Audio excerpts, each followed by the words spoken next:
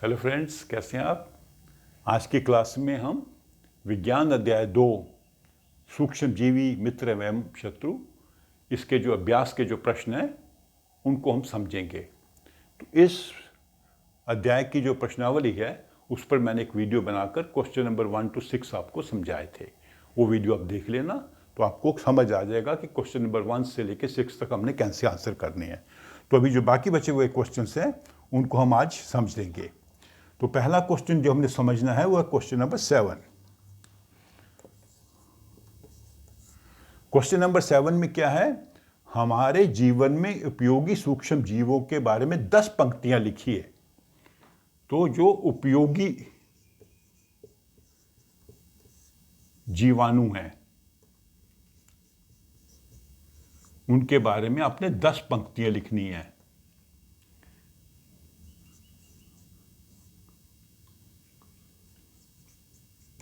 ठीक है, तो 10 पंक्तियां मतलब 3-4 पॉइंट आप लिखेंगे तो आपकी 10 पंक्तियां बन जाएंगी। तो इसमें क्या पॉइंट लिख सकते हैं, पहला पॉइंट आप लिख सकते हैं कि बहुत सारे ऐसे जीवाणु हैं, सूक्ष्म जीवी हैं जो हमारे लिए बहुत उपयोगी हैं। जैसे एक है लैक्टोबैसिलस। लैक्टोबैसिलस ये किस काम आता है, ये दूध को दही में बदलता है, परिवर्तित करता है दूध को दही।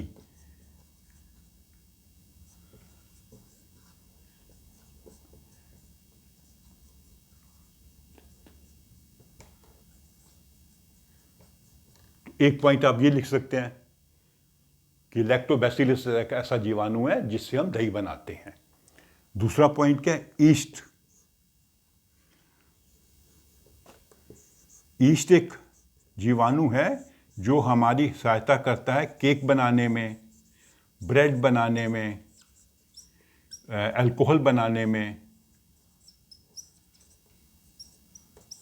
तो ये अल्कोहल, ब्रेड, केक बनाने के लिए हमें ईस्ट का उपयोग करना पड़ता है। फिर तीसरा हम क्या पॉइंट लिख सकते हैं, हम लिख सकते हैं कि बहुत सारे जो जीवाणु हैं उनसे हम औषधियाँ बनाते हैं जिन्हें हम एंटीबायोटिक्स या परिजैविक कहते हैं, प्रतिजैविक कहते हैं। तो औषधियाँ बनाने के काम आते हैं।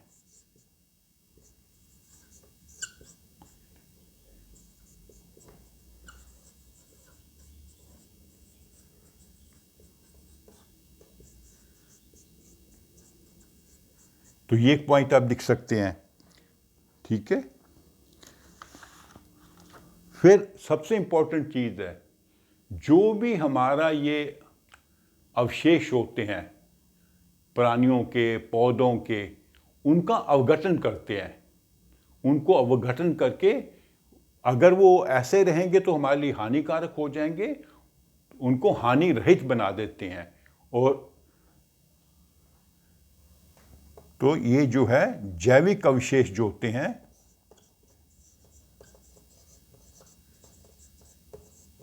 इनका अवघटन करते हैं।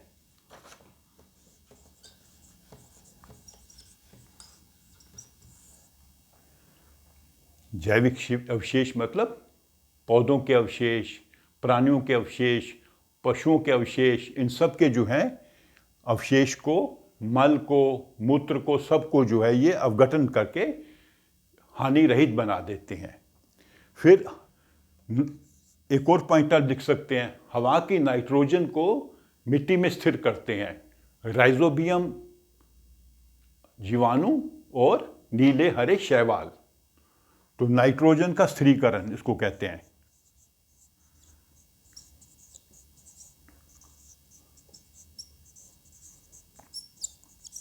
नाइट्रोजन का स्थिरीकरण करते हैं कई जीवाणु, जिसमें आ जाते हैं आपके नीले हरे शैवाल और राइजोबियम बैक्टीरिया। तो ये 4-5 पॉइंट लिखेंगे तो आपकी 10 पंक्तियां पूरी हो जाएंगी। पॉइंट समझ लीजिए, पॉइंट समझ के इन्हीं पॉइंट्स को आप लिख सकते हैं 10 पंक्तियों में। इसलिए ये हमारे लिए कई जो सूक्ष्म जीवी हैं वो हमारे मित्र हैं और हमारे बड़े लिए उपयोगी हैं।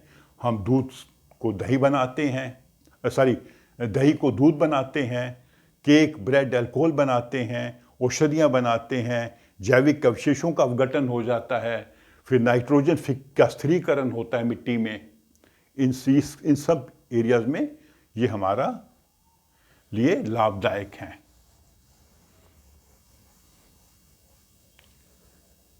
ठीक है, अब आ जाते हैं हम अगला क्वेश्चन नंबर 8 पे।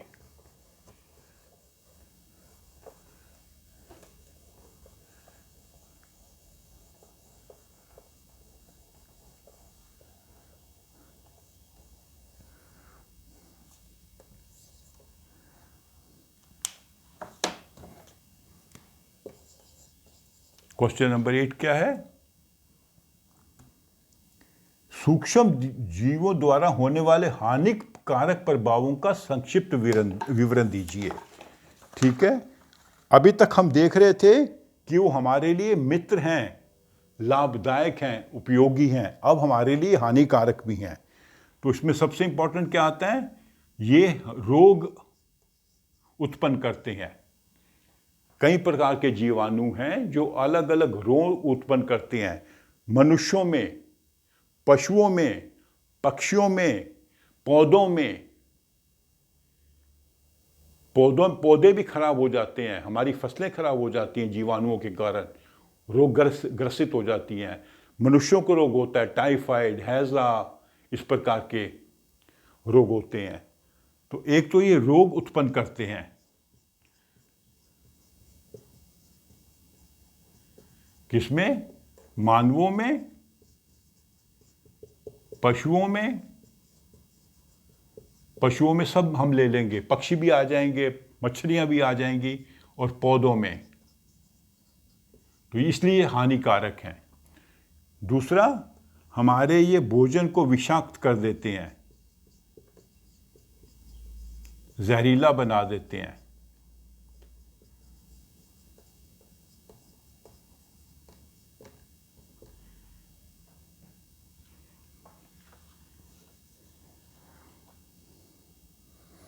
ठीक है,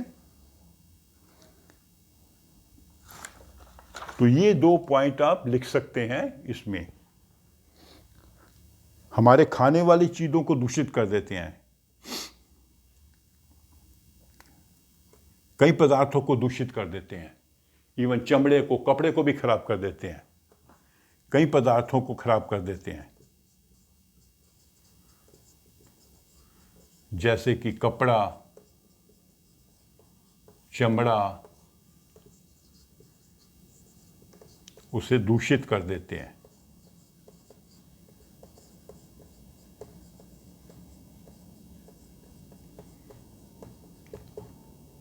कई बार देखा होगा कोई चमड़े का पीस कहीं पड़ा हुआ है, कोई बेल्ट पुरानी पड़ी है, जूता पड़ा है, उसमें फफूंद सी लग जाती है। वो इनके कारण होता है, जीवाणुओं के, सूक्ष्म जीवों के कारण होता है। तो आपका चमड़े का जो जूता है खराब हो जाएगा। कपड़े पड़े रहेंगे, अगर आपने ठीक से नहीं रखे हैं, दवाई वगैरह नहीं डाली, फिनाइल नहीं डाली है, तो उसमें भी ये जीवाणु पैदा हो जाएंगे और आपका कपड़ा खराब हो जाएगा। तो ये 3-4 पॉइंट आप लिख सकते हैं, ये बताने के लिए कि ये हमारे लिए हानिकारक क्यों हैं।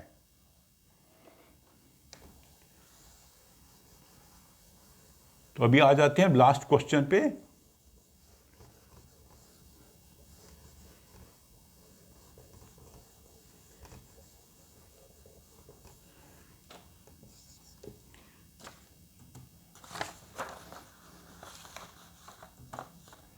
प्रतिजैविक क्या है? प्रतिजैविक, जिसको इंग्लिश में हम लोग एंटीबायोटिक्स कहते हैं। प्रतिजैविक वो दवाइयां हैं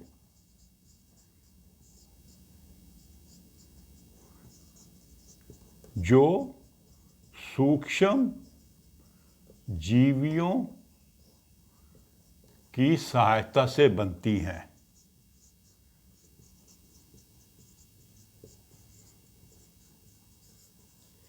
तो ये दवाइयां हैं, इन दवाइयों को बनाने के लिए हमें सूक्ष्म जीवियों का उपयोग करते हैं। और ये दवाइयां क्या करती हैं?